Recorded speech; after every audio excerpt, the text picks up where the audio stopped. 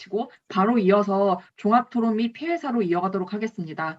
좌장이신 이국은 법과사회 일원학회 회장님 모시겠습니다.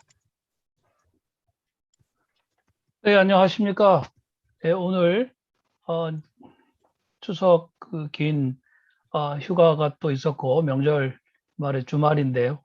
토요일 날 이렇게 아침부터 오랜 시간 함께 토론하고 또 여러 가지 마음을 좀 모아가고 있는데 저희들을 하는 이 일이 결실이 좀 있었으면 좋겠습니다. 시간이 많지 않기 때문에 종합 토론으로 좀 바로 들어가도록 하겠습니다.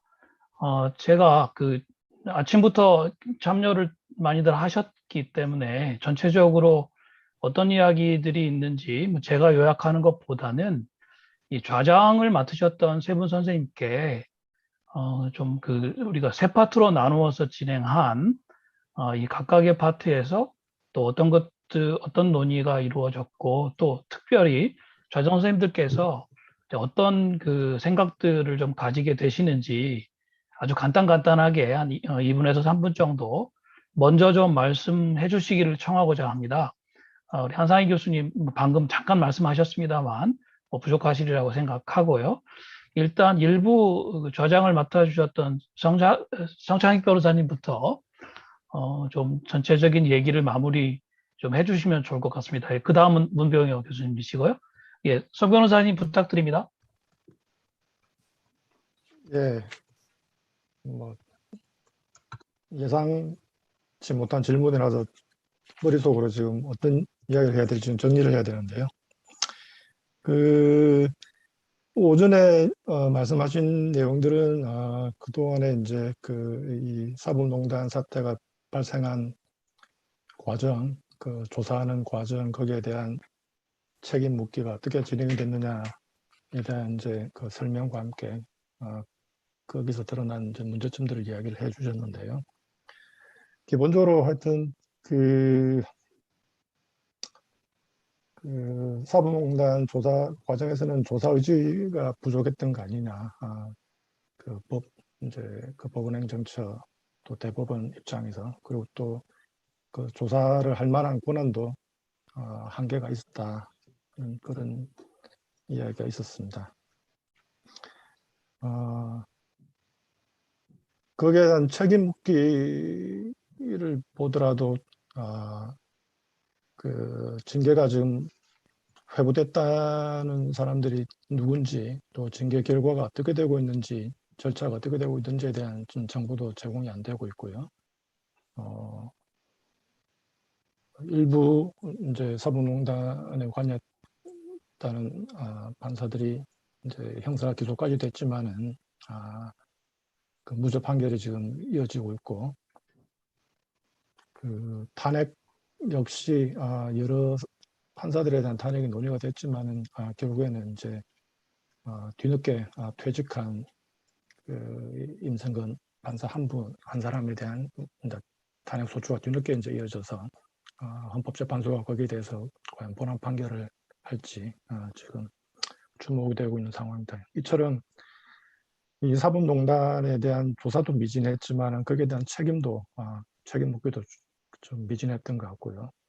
그다음에 그러는 사이에 이제 아까 여러분이 말씀하셨지만은 사법농단의 원인이 무엇이었고 그 원인을 해소할 방법은 무엇인지에 대한 진지한 고민이 지금 옅어지고 있는 그런 상황인 것 같습니다. 그래서 오늘 이 자리가 지난 사법농단에 관한 문제점들을 다시 상기시키고 거기 이 문제를 어떻게 입법적으로 해결할 수 있을지에 대한 방안을 다시 논의할 수 있는 자리인 것 같습니다. 예, 이상입니다. 네, 감사합니다. 지금 채팅창에 올라와 있는 유튜브 질문을 좀 연달아서 질문을 드려야 될 것 같은데요. 사법농단 재판거래 피해자들에 대한 구제가 지금 어떻게 되고 있는지 아니면 이 구제를 하기 위한 재심이라든가 이런 게 이제 가능할지 모르겠는데요. 어떤 준비들이 되고 있는지는 혹시 정 변호사님께서 답변하시기 어려우면 법원 쪽에 좀 관련이 되신 분들이 아시는 대로 좀 말씀을 해주실 수 있는지 모르겠네요.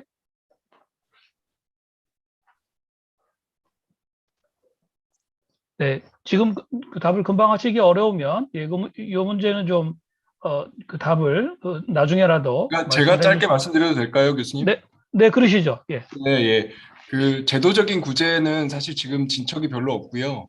사실관계 확정이 안 됐다라고 하는 반론이 있어서 제도적인 부분들은 많이 막혀 있습니다. 그래서 이게 결국 어떻게 흘러가고 있냐면 개별적으로 자기 권리를 구제받기 위해서 사법적인 절차를 밟고 있는 방식으로 진행이 되고 있습니다. 예를 들면 강제징용 피해자분들은 손해배상 청구 소송을 제기를 하신 상태고요. 재판이 지연됨으로 인해서 당사자가 아예 사망해서 재판 결과가 승소임에도 불구하고 그거를 아예 지켜보지도 못했다. 라고 이제 위자료 청구를 한 상태고, 또 제가 알기로 법원에서 전보 인사로 이제 피해를 봤다라는 이유로 손해배상 청구를 하신 판사님도 있고요. 예, 그런 상태로 알고 있습니다. 네, 감사합니다. 예, 이어서 2017년, 18년에 주로 법원 내부의 소장 판사들을 중심으로 상당히 뜨겁게 진행되었다가 아직 결실을 보지 못하고 있는 이 사법농단 이후의 법원 개혁 작업에 관한 정리가 제 2부에서 있었습니다. 문병혁 교수님 가능하시면 예, 좀 그 전체 좌장을 하셨기 때문에 예, 정리를 좀 부탁드립니다. 네, 이제 법원 내부에서 이 개혁 노력이 있었습니다만은 아까도 봤습니다만은 이 법원 내부에서 자체 개정하려고 하는 노력, 이것이 사실 얼마나 어려운가 하는 것을 알 수 있었습니다. 물론 이제 상당수 법관들이 정의감을 가지고 이제 뭐 이렇게 자체 내부에서 노력을 한 측면이 분명히 있고, 그에 의해서 뭐 이제 법관 전국 법관회의라든지 이런 이제 기구가 설치되고 뭐 여러 가지 몇 개 이제 성과를 갖고 있긴 했습니다만은 역시 한계가 있었던 것 같고요. 제가 보기에는 이 법원의 사법농단 문제는 정말로 특히 지금 대법원장을 임명하는 과정에서 이제 이 양승태 대법원장이 전혀 어떤 인사청문회든 어디든 걸러지지 않고 이렇게 된 것도 하나 문제가 있고,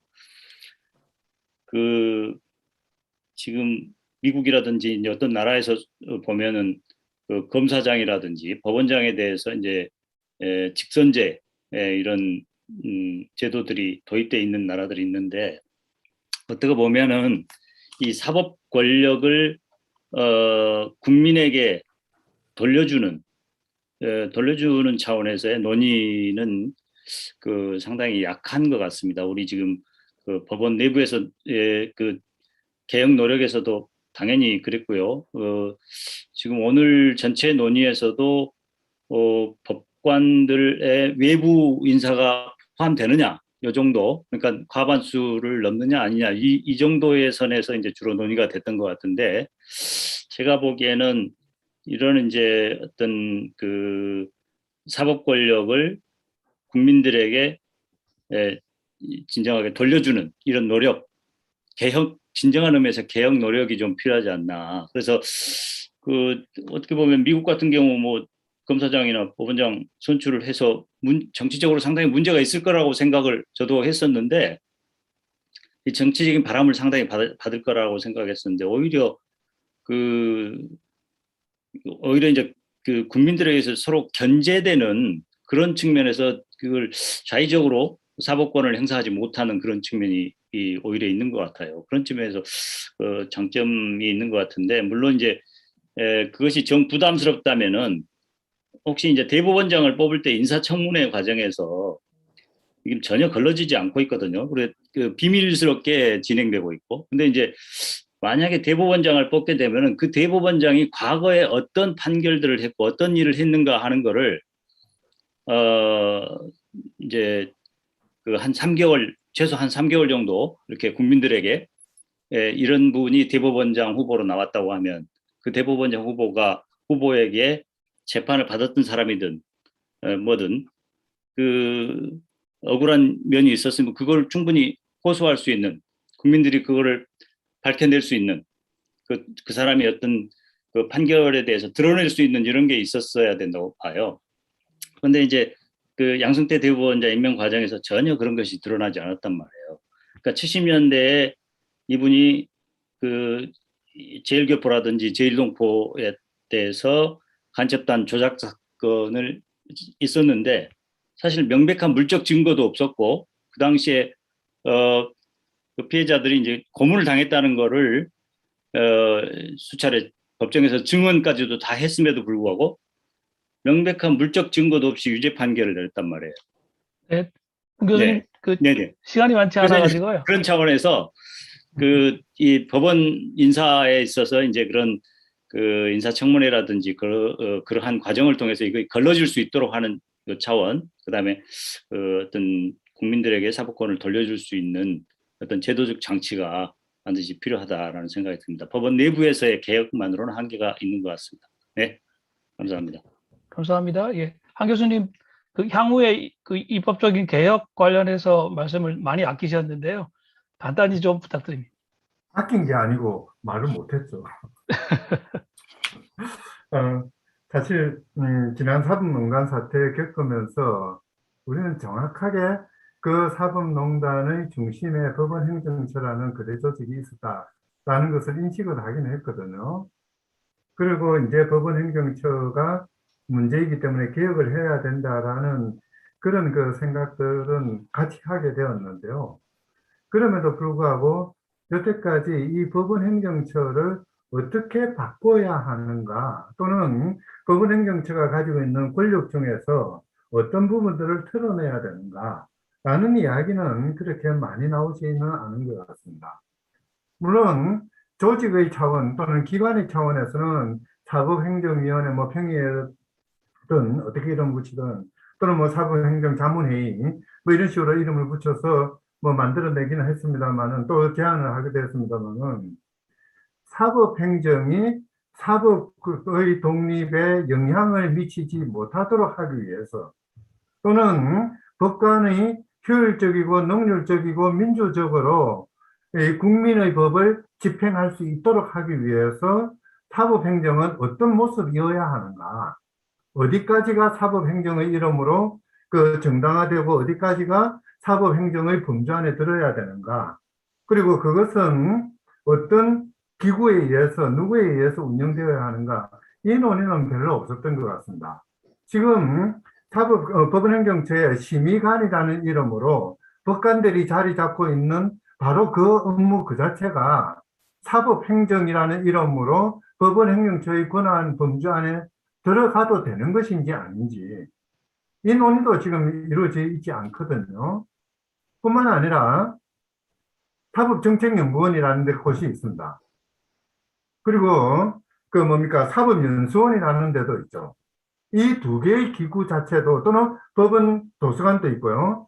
그 세 개의 기구가 과연 중첩되어야 되는지 또는 뭐 하나로 합쳐져야 되는지도 지금 논의가 되고 있지 않거든요. 어떻게 보면은 우리는 사법행정에 관해서는 너무도 무지한 상태에서 이 사법농단 사태를 겪고 있는지도 모르겠습니다. 또는 사법농단 사태를 극복하려고 발버둥 치고 있는지도 모를 것 같아요.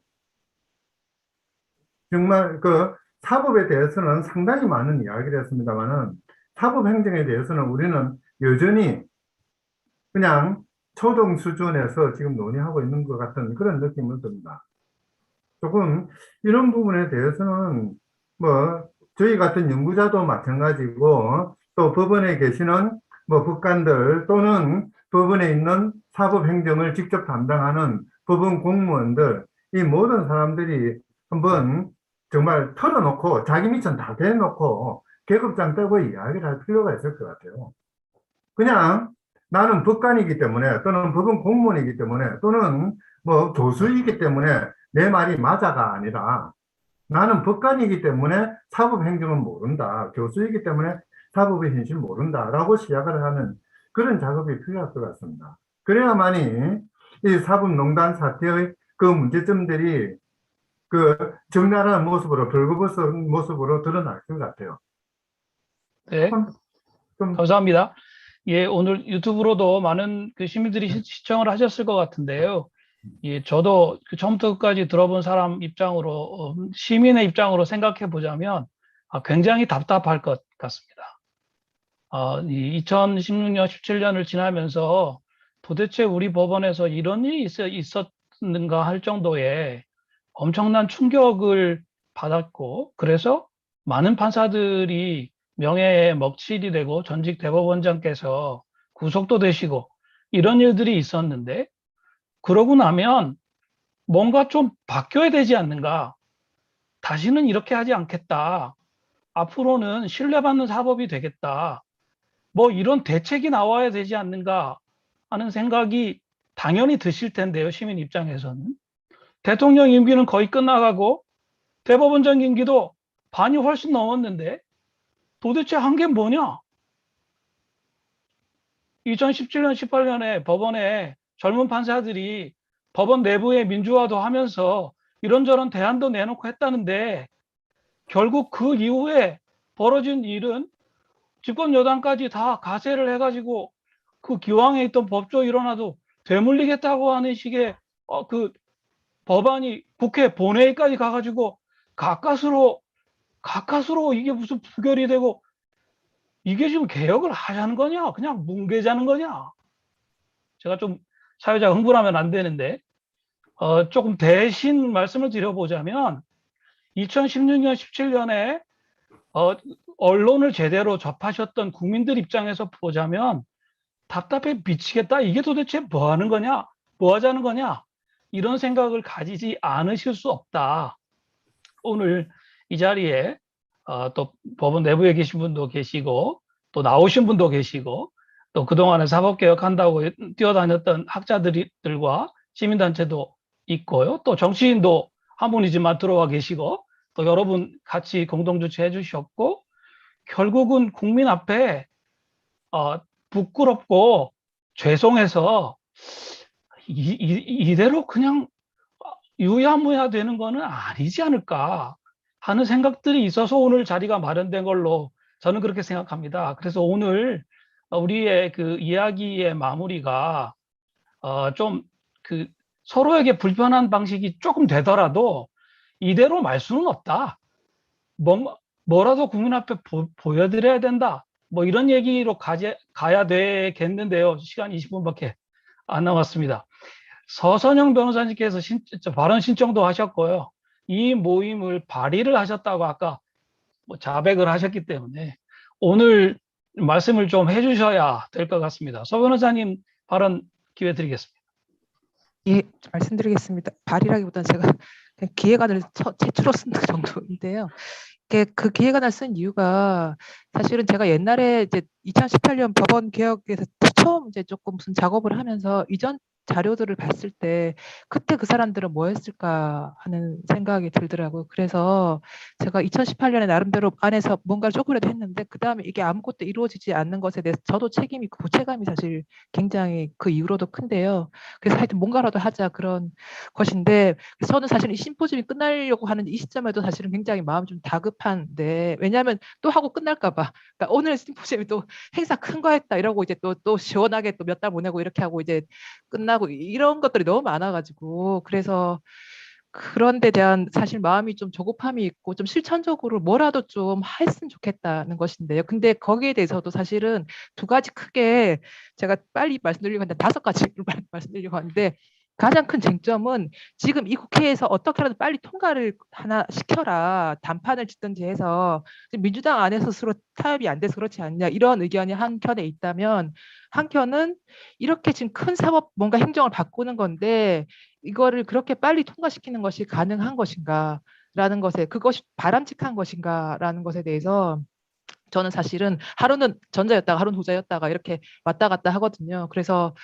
그런데 저는 그래서 이 문제가 하나 있는데, 저는 그래서 이 문제는 사실은 오늘 저 전체적인 심포지엄의 느낌을 보면은 이렇게 쉽게 아까 한상희 교수님도 초동 수준이라고 말씀하셨는데 쉽게 단판을 지어가지고 이렇게 통과시킬 문제는 저는 아니라고 생각을 하는데요. 그러면은 이제 근데 이게 한 달에 한 번씩 이런 심포지엄들 한 달에 한 번씩 해도 저는 계속 안 될 거라고 생각을 하거든요. 그러면 뭔가 움직일 수 있는 연구하는 조직이 필요한데 그래서 보통 2004년 6년에는 사개추위를 만든 거잖아요. 근데 그거는 사실 있을 가능성이 지금 없고 대선 기간이기도 하고 이제 그런 쪽으로 갈 거고 그러면 그 대선 다음을 뭐 기다리면서 해야 될 것인가 이렇게 뭐 막연하게 놔둘 것인가 저는 그것도 아니라고 생각하고 그럼 국회 내에서 가능할 것인가인데요. 저는 국회에서 전 당이 이런 걸 뭐 하나 설치하려고 하면 그 즉시 바로 정쟁화 될 거라고 생각하거든요. 그러니까 저는 오늘 심포지엄에서 여러 발제분들이 하셨던 분들은 어떤 약간 생각이 다른 것이 있지만 이게 적대적이거나 아니면 정파적이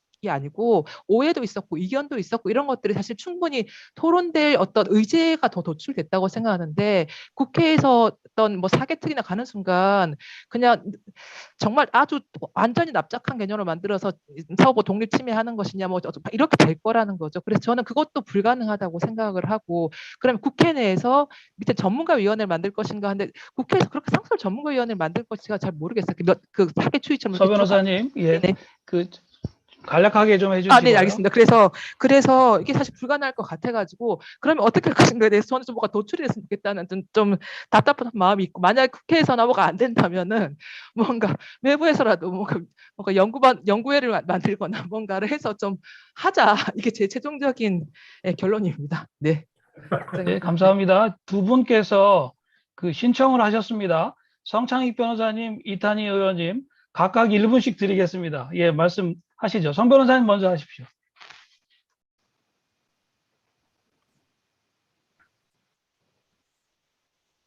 아이고, 1분 갖고는 너무 짧습니다. 예, 그래서 하십시오. 예.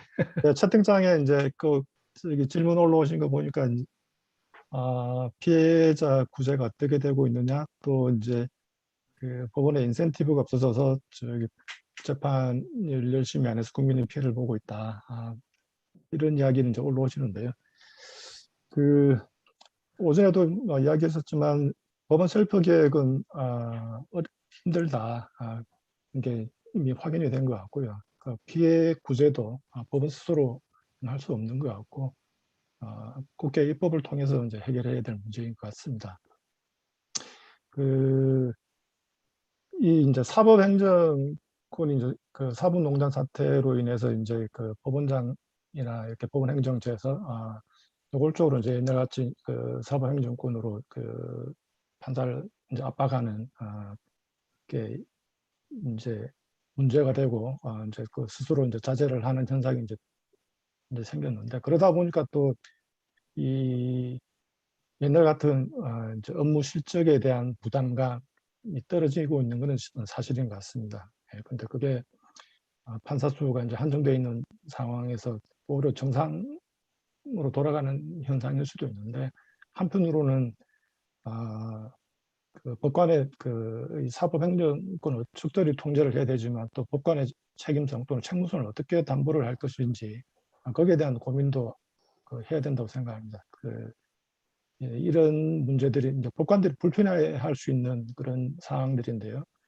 전국 법관 대표 회의에서 좀 더 전향적인 의견들이 나오고 있습니다만 사실은 법관 해외 연수라든지 이런 이슈에는 굉장히 민감할 수 있지만은 그 법관들의 책임을 좀 강화하자 이런 불편한 이야기는 전국 법관 대표회의에서 진지하게 논의되기는 어려운 그런 상황입니다. 그래서 시민사회에서 그런 문제 제기를 해야 되고 또 그 사법행정 기구가 만들어지더라도 법관들로만 구성된 사법행정기구는 이 의안에 또 한계가 있을 뿐만 아니라 시각도 좁아질 수밖에 없기 때문에 그 법관과 비법관이 적절히 조화롭게 구성되는 게 좋을 것 같습니다. 이제 마무리하면은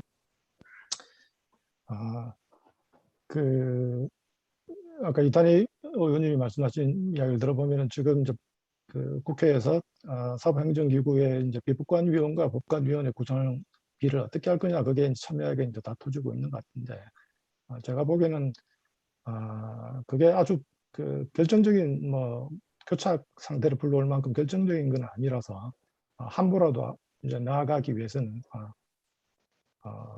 만약에 그게 이제 비법관 수를 과반 또는 절반으로 하는 게 부담스럽다면은 법관수를 더 다수를 했으라도 통과시켜서 한 발짝이라도 더 나가는 게 지금 필요한 상황이 아닌가 생각됩니다. 예, 이상입니다.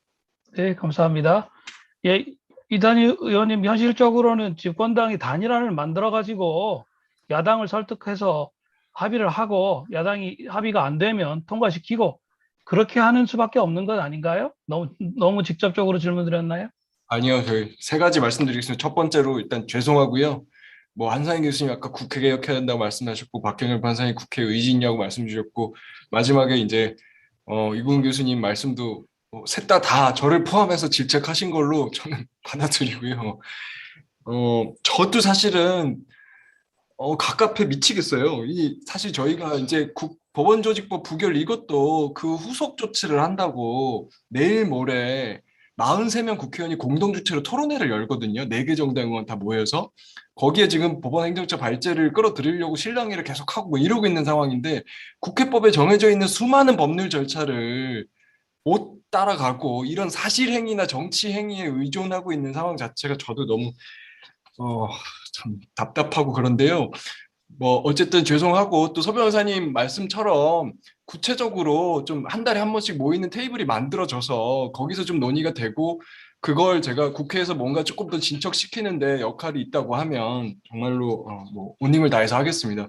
두 번째로 말씀드릴 내용은 그 사법행정의 법관위원 구성 관련돼서는 사실 저는 이거 중요한 문제라고 생각하는 편입니다. 그러니까 아까 박경일 판사님 잠깐 언급하신 유럽 그 경우도 보면 거기서 중요하게 생각하는 게 법관을 과반수로 하더라도 판사의 다양성이 잘 그대로 그 반영이 돼야 된다라는 거거든요. 근데 이게 판사의 임용 절차랑 관련이 있습니다. 근데 우리나라의 임용 절차가 아시다시피 굉장히 특이해서 폐쇄적이고 획일적이기 때문에 임용 과정에 이런 판사의 민주적 정당성이라든가 다양성이라고 하는 것이 잘 반영이 안 되고 있습니다. 이런 상태에서 과반수를 하는 게 맞느냐, 이게 닭이 멀거냐 달걀이 멀거냐 뭐 이런 문제긴 한데 그런 저는 문제의식이 있고요. 사실 이게 이번에 법원조직법 부결되는 과정에서도 중요한 문제의식 중에 하나였습니다. 그리고 이게 그래서 2018년 9월 20일 날 김명수 대법원장 담화문에 민주적 정당성 확보, 판사 다양성 방향 반을 찾겠다라는 말이 들어간 배경이라고도 저는 알고 있습니다. 이 부분은 그래서 가볍지 않고 다만 저는 이제 국회에 대한 신뢰도가 너무 낮기 때문에 국회가 많이 빠지는 거 동의할 수 있다고 생각하고요. 그럼 빠지면 그거를 누가 채울 거냐? 이 문제가 있습니다. 이 문제가 아까 얘기하신 그 최규경 박사님도 얘기하신 것처럼 그거를 국회가 아닌 다른 나라가 채취하지 않는 단체들을 가지고 채우려고 하다 보니 온갖 이상한 수들이 나오는 거예요. 막 변협이 끌어 들어오고 뭐 지자체가 들어왔다가 뭐 교수님들이 들어왔다가 이제 이런 부분들이 있다. 이런 고민이고 마지막으로 행정과 사법 분리を말씀드리겠습니다.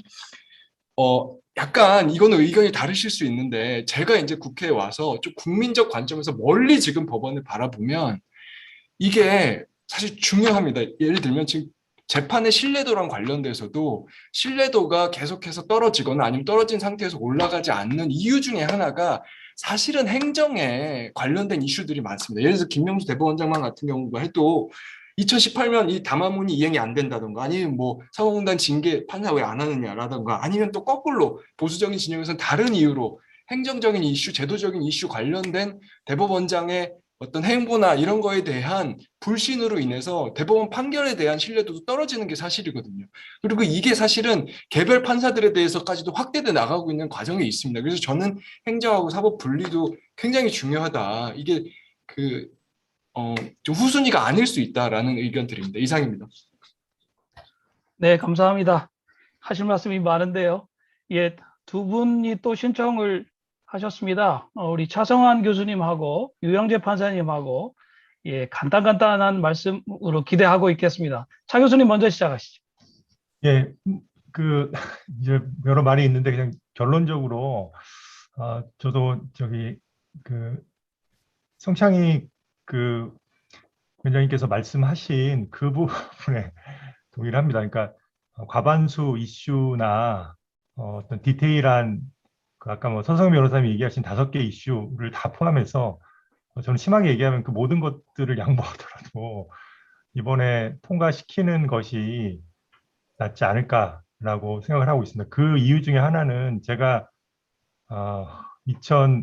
17년, 18년, 이제 19년, 특히 20년, 특히 20년 나오기 직전에 사업행정 자문회의 하면서 이제 경험했던 이제 그 경험들에 의하면 제가 아까 얘기한 것처럼 그 입법 이후에 그 분야별로 어떤 식으로 분과위원회를 짜서 그 지원하는 사무국 조직하고의 관계를 설정하는가 이게 사실은 더 중요합니다. 그러니까 여러분이 아무리 훌륭한 위원 몇 명을 상임위원으로 넣든 말든 그거가 본질적으로 어떤 차이를 가져올지 저는 매우 회의적입니다. 제 그 참여 경험으로는 제가 참여했던 사법정책분과위원회와 그 장애 소위는 사실은 가장 어떻게 보면 유일하게 성과를 많이 냈던 곳인데요. 제가 이제 초기부터 그 설계, 왜냐하면 제가 이 시스템 자체를 설계를 했기 때문에 마지막까지 돌아가는 것까지는 하고 나와야 된다고 생각을 해서 했는데 그 위원 구성을 장애 소위 같은 경우 특히 전문성이 되게 높은 사람들로 되게 잘 채워 넣었거든요. 외부를 과반수, 그러니까 외부를 절반 가깝게 해서. 그래서 거기서 자체적으로 그 만들어냈던 안을 계속 위로 올려서 결국은 관련된 성과를 냈는데, 그러니까 다른 것들은 사실 그 부분이 잘 안 됐는데, 그게 지금 사업행정자문위원회 위원으로 가신 분들이 문제라기보다는 제가 보기에는 그 위원회 구성 자체 초기부터 또 거기 위원회 오신 분들이 일을 하러 오신 분이 별로 없어요. 다른 위원은. 제가 했던 장애 소위는 제가 초기부터 관여해서 와서 직접 정책을 생산하는 역할을 할 것이다. 그래서 단체 대표 이런 사람들 네. 넣는 거 외에 실무를 할 사람으로 넣었거든요. 그래서 이건 제 하나의 경험이고, 그 다음에 또 하나의 그 문제는 법원이 지금 급격하게 퇴보하고 있습니다. 지금 김명수 대법원장이 물론 한계가 많지만 그 조사를 수용하고 그 다음에 지금 그 후퇴된 합의제 행정위원회에 동의하는 그 입장이라도 유지가 될 건지 저는 심각하게 의문입니다. 지금 1, 2년, 2, 3년만 지나면요,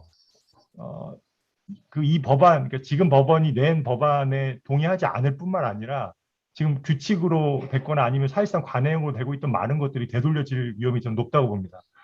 이건 제가 마지막으로 2020년에 그 힘이 빠져가는 과정과 또 안타깝게도 법조 들어오신 분들이 더 문제예요. 이분들은 이용훈 대법원장 때의 어떤 사법계획하는 그런 게 전혀 없습니다. 심하게 얘기하면. 양승태 대법원장 때 들어오신 법조 경력으로 들어오신 분들은 오히려 그 정반대의 경향성이 익숙해져 있기 때문에 지금의 재판 구조에 대해서 이렇다 할 사법행정보다 이렇다 할 문제의식이 없어요. 그래서 제가 느끼는 위기의식은 양보하시더라도 통과시킬 수 있다면 지금 통과시키는 게 낫다. 그게 역사적으로 아마 옳은 판단으로 읽혀질 것이다. 네, 감사합니다. 아무도 말씀 안 하셔서 제가 말씀드리면 한국식으로는 그냥 피자도 반반, 뭐 짜장면 짬뽕 반반 이렇게 하니까 반반으로 일단 생각하고 타협을 해 가도 되지 않을까 그런 생각이고요. 참고로 2017년 가을에 임명된 김명수 대법원장이 2023년 가을에 6년 임기를 마치게 됩니다.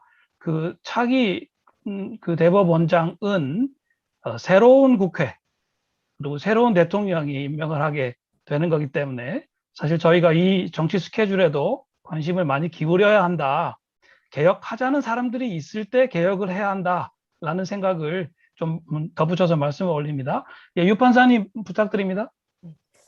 일단은 사법농단을 겪으면서 현직 판사로서 느낀 점은 판사지만 사실 길게는 사법시험, 뭐 저는 법대 나오지 않았지만 법대생부터 법원을 이제 겪으면서 판사님들 중에 사법 독립, 재판 독립, 혹은 사법의 역할, 상권 분립, 혹은 민주주의와 법치주의의 관계 이런 부분에 대해서 진지하게 고민을 하고 배웠던 적은 거의 없었던 것 같아요. 제 기억에도 법원에서 그런 거를 강조했던 기억은 없고요. 그런 문제의식의 부재 그리고 무지가 축적된 결과 일어난 게 사법농단이었던 것 같고, 그러다 보니까 그 재발방지 대책을 논의를 할 때 사실은 어떤 현상들만 바꿔서는 되는 게 아니라 우리 사법의 체계 구조 자체를 모두 다 바꿔야지만 이런 사법농단의 사태를 방지할 수 있다는 결론에 이를 수밖에 없었는데, 사실은 그러다 보니까 오히려 이제 재발방지 대책이나 개혁 논의가 너무 이제 담론이 거대해진 거죠.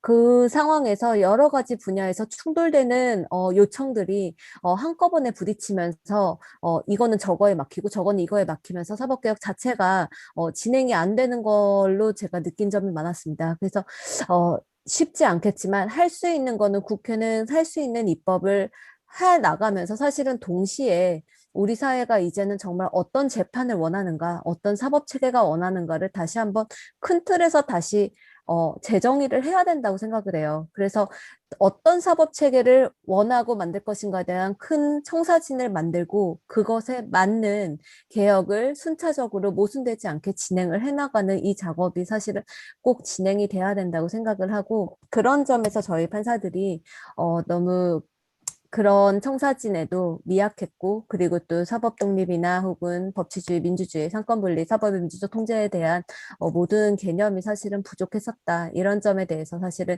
죄송하다는 말씀도 드리고 싶습니다. 감사합니다.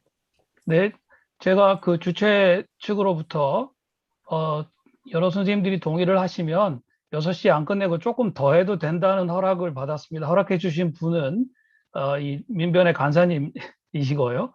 그래서 혹시 그 좀 불편하시면은 이석을 하셔도 되겠습니다만은 아직 말씀을 못 하신 분들이 계신 것 같고, 또 오늘 얘기를 조금 마무리를 해야 될 것 같아서 6시에 마치기로 되어 있습니다만 한 10분 정도만 더 좀 함께 의견을 나누었으면 합니다.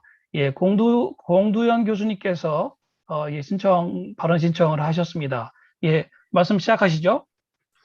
예, 저도 이번 발표문을 쓰면서 참 지난 시간들이 많이 떠올라서 마음이 힘들기도 하고 또 숙제를 하는 기분이기도 했는데요. 그 발표문의 맨 마지막을 어떻게 써야 될까 고민하다가 그런 문장으로 시작했습니다. 이제는 매듭을 지어야 될 때다. 한 매듭을 지어야 될 때다. 저는 차성환 교수님께서 해주신 모든 것을 양보하더라도 무조건 지금 입법은 해야 된다라는 말에 전적으로 동의를 하고 있습니다. 이제 야구로 치면 9회 말이고요. 9회 말부터 야구가 시작이라고 하지만 이제는 지금 선발 투수처럼 다들 행동해서는 안 된다고 생각을 합니다. 이제는 내가 마무리 투수다라고 생각을 하고 어떻게 매듭을 지어야 할지를 생각을 해야지 지금 뭐 볼을 조금 더 오른쪽으로 빼고 스트라이크 존을 조금 더 넓히고 이런 문제보다는 결국엔 승부를 어떤 식으로 마무리해야 될지 이걸 다 같이 생각해 주셔야 될 때가 아닐까 그런 생각을 하고 있습니다. 예, 이상입니다. 교수님, 저희가 그 막는 입장이 아니라 지금 오히려 홈런을 쳐야 되는 입장 아닌가요? 네. 혹시 그 말씀 아직 안 하셨는데 마무리 말씀으로 좀 더 하시고 싶은 말씀이 있으시면 부탁을 드리겠습니다. 발제자들 중에 아직 말씀 안 하신 분들이 계셔서요. 김도현 교수님 부탁드릴까요? 전 딱히 할 말이 없는데 굳이 말을 하라고 이렇게 하시면은 저도 아까 그 이탄희 의원님 그 말씀에 공감을 해서요. 우선 빠른 시간 내에 이 사법과 행정을 일단 분리를 해놔야 되겠다. 그런 의견에 공감을 하고 있고요. 또 이제 이 국회가 좀 각성을 좀 해야 되겠다는 생각이 듭니다. 국회가 결국은 이제 사법개혁이라고 하는 것은 이 사법행정개혁을 포함해서 국회가 프레임워크를 짜줘야 되는 거예요. 그런데 국회가 그 사법 관련되는 문제에 관해서는 거의 뭐 완전히 손 놓고 있는 그런 입장이죠. 법원 행정처에서 요구하는 거나 뭐 논의하고 그래서 국회가 좀 각성을 해서 좀 빠른 시간 내에 이 사법행정개혁을 해줘야만 그 다음에 그것을 기반으로 해서 이제 법원 내부의 각종 문제점들이 이제 개선될 수 있는 그런 여지가 생길 수가 있는 것이죠. 네, 하여튼 국회의 좀 각성을 촉구합니다. 네. 네, 감사합니다. 최유경 박사님, 박경열 판사님, 황지태 박사님, 혹시 하실 말씀 있으시면 기회를 드리겠습니다. 최 박사님부터 시작하실까요?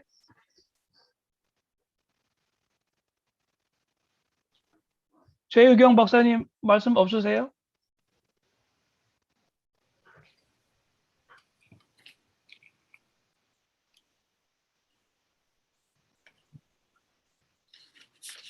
죄송합니다. 제가 잠깐 네, 오늘 너무 생각보다 뜻깊고 굉장히 유익한 세미나였던 것 같고요. 특히 전현직 계셨던 우리 법관 판사님들의 말씀도 많이 경청하게 됐습니다. 이렇게 좀 사실 좀 안타까운 거는 유튜브 상에 실시간으로 들어와 계신 분들은 의외로 적었다는 거.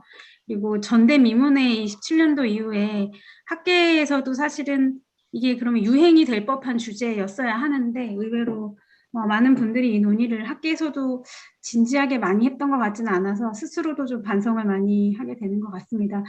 오늘 말씀을 듣고 보니 저도 완벽한 법안이라는 것이 도출된다는 것은 사실 이렇게 기구를 조성하는 데 있어서는 쉬운 일이 아니고 또 행정처라는 이제 굉장히 중요한 기구를 바꾸는 거버넌스를 바꾸는 작업은 앞으로도 오랫동안 우리가 같이 고민해야 된다고 생각을 한다면 이미 골든타임이 저도 좀 지난 것 같아서 사실 좀 가슴이 아프고 혹시 누군가는 이 골든타임이 지나가기를 조용히 기다리는 것은 아닐까라는 생각에 오늘 좀 착잡한 마음도 있습니다. 그래서 우리 차정원 교수님 말씀하신 것처럼 또 우리 홍정 교수님 말씀하신 것처럼 뭔가 나도 해야 되겠다라는 생각이 저도 좀 들고요. 이런 포럼의 장이 좀 더 많은 분들을 참여시키는 방식으로 갑자기 늘릴 수 없다면 한두 분이라도 또 새로운 분들을 모셔서 계속 좀 말씀을 나누는 기회, 또 의원님들께서도 좀 더 관심을 가지실 수 있는 뭔가를 좀 기회를 자꾸 만들어야겠다는 생각이 좀 들었습니다. 오늘 저 많이 배워서 여러분들께 감사드립니다. 감사합니다. 네, 박경열 판사님 부탁드립니다. 예. 저는 우선은 이 토론회를 기획하신다고 하셨을 때, 그냥 의례적으로 드린 말씀이 아니고, 법원의 한 사람으로서 굉장히 고마웠습니다. 왜냐하면, 아까 저도 모두에 말씀드렸지만, 눈에 띄게, 어떤, 뭐랄까, 아까 제가 표현했던 거는 골든타임이 지나든, 아니면 사람들 사이에 우리가 경험했던 집단 기억이 상실되든, 이 새로운 사법행정을 모색해야 될 그 원인이 됐던 사건이면 사건, 계기 자체를 굉장히 우리가 빠르게 잊고 있다는 생각을 요즘 부쩍 많이 하고 있습니다. 그래서 일단 이 토론회를 개최하신다고 하셨을 때 정말로 감사했습니다. 제가 갈지 안 갈지를 떠나가지고 굉장히 감사했고, 아까 이제 우리 성창희 변호사님 말씀하셨던 부분 중에 굉장히 의미가 있는 것 중에 하나가, 저는 이제 외부의 그 위원들이 참여해야 될 필요성을 가장 많이 느낀 게 법관 징계제도 개선하는 문제를 얘기할 때입니다. 전국 법관 대표가 사실 징계제도 개선에 관해서 아주 높은 수준의 얘기는 아니지만 이야기를 해왔고, 사실 그 징계제도의 전제가 책임 추궁이라는 것 자체가 징계를 전제로 하는 것이고, 또 더 나아가서 징계제도 일반에 대해서 이야기를 해왔습니다. 그런데 다른 어떤 사안보다도 징계제도 앞에서는 전국 법관 대표가 한 말이 그냥 어떤 장벽도, 어떤 벽도 넘지 못하고 그냥 의결된 대로 끝나는 경험들을 너무 많이 했습니다. 이거는 우리 스스로 법관 대표 회의가 정말 필요하지만 어쩌면 이게 우리의 한계구나라는 생각을 많이 했고, 그런 점에서 정말 요즘 이제 그 사법의 책임성이 됐든 책무성이 됐든 이제 여기 계신 연구자님들께서 워낙 많은 또 이야기를 해주신 덕에 이런 얘기들이 이제 법원에도 많이 이렇게 유입이 됐고 또 담론화된 것 같은데, 그런 점에서 정말 이 사법행정제도 개편이 필요하다는 생각이 들고, 오늘 이제 이야기가 이렇게 되다 보니까 자연스럽게 이탄희 의원님이 가셨나 모르겠습니다만 굉장히 부담이 되실 것 같은데, 이런 자리들이 좀 많이 있었으면 좋겠고요. 정말 마지막으로 한 가지 말씀드리고 싶은 것은, 아까 차 교수님께서 아예 제목을 그 법관 증언 이렇게 달아놓으셨는데, 올해 전국 법관 대표회의가 법관 증언에 대해서 문제 제기를 하고 처음으로 이 법관 증언이 필요하다는 법관 사회 스스로 진지하게 어떤 문제 제기를 처음으로 올해 했습니다. 그 말은 이 문제가 단순히 봐서 판사 숫자 늘려서 일 많이 줄이고 이런 문제가 아니라 우리 사법을 재설계하는 데 있어서 굉장히 중요한, 가장 중요한 전제라는 어떤 인식에 함께 도달했다는 생각이 들거든요. 그래서 이 문제도 함께, 그러니까 이런 문제가 특히 중요한 것은 막 사법행정제도 그 구조를 바꾸고 이런 것과 더불어 판사들이 실제로 우리 사법이 바뀌고 있구나라는 입법이 함께 병행이 된다면 그 제도가 이렇게 바뀌고 있구나 하는 어떤 수용 가능성이랄까, 또 인식할 수 있는 어떤 좀 가깝게 인식할 수 있는 가능성이 넓어지기 때문에 아까 임명, 그다음에 법관 증언 이런 문제들에 대해서 시민사회단체나 국회에서 지속적이고 좀 깊은 관심을 가져주시길 진심으로 당부드립니다. 네, 감사합니다. 황지태 박사님 혹시 하실 말씀 있으시면. 긴 시간 고생하셔서 길게 얘기는 못하고요. 어떤 사회적인 개혁이 동력을 받으려면 저는 그게 이제 절실함이 있어야 된다고 보고, 그 절실함이 구체적으로 많은 사람에게 공유되어야 된다고 생각을 합니다. 1971년에 대원각 화재라는 화재가 있었는데 그 화재 이전과 이후에 소방법이 엄청나게 바뀝니다. 스프링클러가 그 전에는 의무화되지 않았었어요. 사실 역사라는 건 보면은 대부분 소 잃고 외양간 고치는 거거든요. 큰 사고가 일어나면 거기에 대한 대응으로서 개혁들이 이루어지는데, 아까 오전에 이제 참여연대 사무국장님께서 그 얘기를 하시더라고요. 되게 외롭게 싸움을 했다고. 무슨 시위를 해도 공감하는 사람도 많지 않고, 어쩌면 그랬는지 모릅니다. 이게 사실 이제 많은 사람들의 공감을 없는 이슈가 아직은 아닐 수도 있는지도 몰라요. 그러니까 이 피해자라는 사람들도 국한이 돼 있고. 근데 이제 길게 본다면 저는 이 문제가 우리가 토론한 것이 어떻게 보면 이번에 어쩌면 실패할 수도 있는 가능성은 저는 있다고 보지만, 길게 봤을 때는 저는 그런 추세를 느끼고 있거든요. 법에 이 사회적인 영향이 미치는 그 영향력이 과거에 비해서 미래로 갈수록 엄청나게 커지고 있다고 생각을 해요. 지금 이제 그래서 이제 법원, 그다음에 법관 이런 사람들의 이제 영향력이 생활 속으로 들어가는 정도가 이제 몰라보게 달라지고 있다. 뭐 이를 예를 들어서 저희 연구원에서 법조 비리에 관한 연구를 처음 했을 때 2000년대에 했거든요. 그때랑 제가 20년 뒤에 비슷한 연구를 또 했는데 변호사 수만 봐도 10배가 늘어요. 물론 그것도 충분하게 늘린 게 아닙니다. 그래서 지금 이제 어떤 법률적인 어떤 여러 가지 그 사안들이 국민들의 체감하는 수준으로 들어오고 있지만, 지금 이제 그 법관의 수라든가 어떤 법원이 그거를 감당할 수 있는 능력이라든가, 이거 이제 사법농단 넘어서서 거기서부터도 어떤 문제들이 발생할 수 있는 가능성들이 있다고 봐요. 그리고 그런 맥락 속에서 지금 이제 이게 용납하기 어려운 일이 벌어졌음에도 불구하고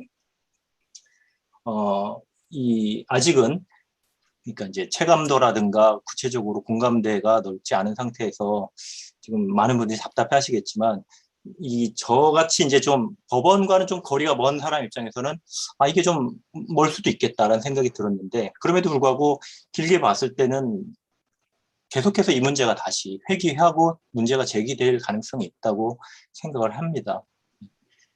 어줍지 않은 말이 되세요. 이만 마치겠습니다. 예. 네, 감사합니다. 예, 이제 마쳐야 될 시간인데요. 예, 제가 폐회사를 하라고 이제 부탁을 받은 입장에서 한두 마디만 말씀을 좀 올리겠습니다. 저는 지난 4년, 5년 우리가 겪어온 과정을 되짚어 볼 때 두 분의 법률가 그리고 한 집단을 우리가 오늘 조금 빼놓고 얘기한 것이 아닌가 하는 생각을 합니다. 한 분은 문재인 대통령이시고요. 다른 한 분은 김명수 대법원장이시고, 또 하나의 집단은 검찰입니다. 아시는 것처럼 문 대통령께서는 노무현 정부 당시에 사법개혁 전체를 실무적으로 책임지는 위치에 계셨습니다. 민정수석 비서관이셨고 나중에는 비서실장까지 하셨고요. 그래서 로스쿨 개혁 등등과 관련돼서는 산파 역할을 했다는 생각을 가지고 계신 것 같습니다.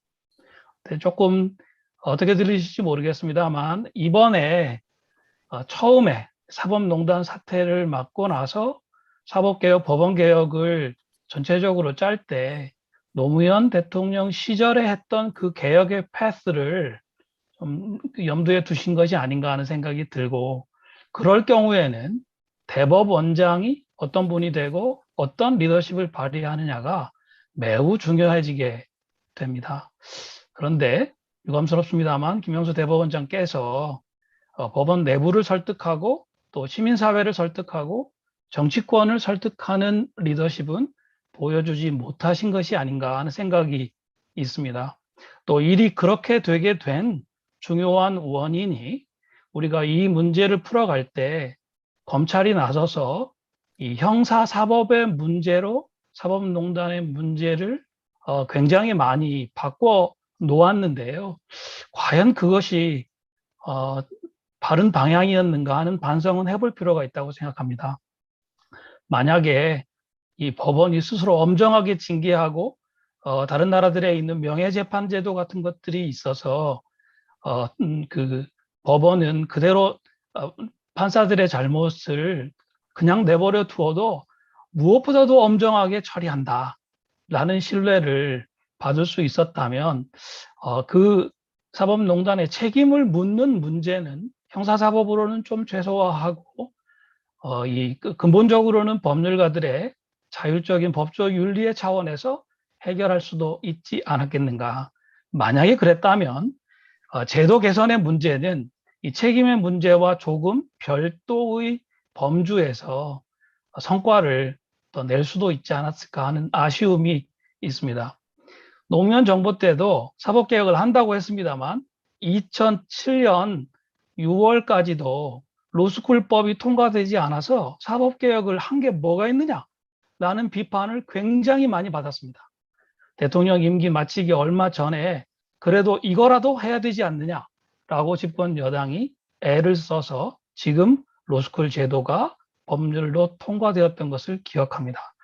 모두들 다 골든타임을 이미 놓친 거 아시냐 그렇게 이제 말씀을 하셨습니다만은 앞에서 야구 얘기를 하셨기 때문에 유명한 요기 베라의 얘기를 하자면 끝날 때까지 끝난 것이 아닙니다.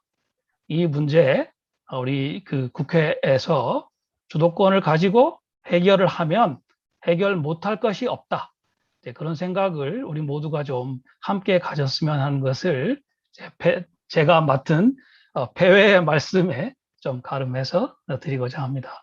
오늘 아침부터 너무 고생들 많으셨습니다. 민변과 참여연대, 민주법학과 우리 법과사회 네 주체가 함께 좀 여러 가지 애를 써서 만든 이 그 모임이 특별히 유튜브를 통해서 실시간으로 보셨거나 앞으로 녹화 방송을 통해서 보실 여러 시민분들에게 한편으로는 좋은 정보를 다른 한편으로는 그래도 애쓰는 사람들이 있구나라는 생각에서 위로를 드릴 수 있었으면 좋겠습니다. 예, 이상으로 오늘 모든 순서를 마치고자 합니다. 다들 고생하셨고요. 박수 다 같이 한번 하겠습니다. 고생하셨습니다. 감사합니다. 예, 사회자님, 그 광고가 있으시면 해주시고요. 예, 오늘 하루 종일 고생해주신 많은 분들께 감사드립니다. 마지막으로 오늘 공동주관 단위였던 참여연대에서 진행하는 내 생애 첫 사법강시 판결문 함께 읽기라는 강좌를 잠시 홍보해드리려고 합니다. 오늘 세 번째 세션을 좌장으로 계셨던 한상희 건국대 법학전문대학원 교수님께서 강사로 나오시는 강의이고요.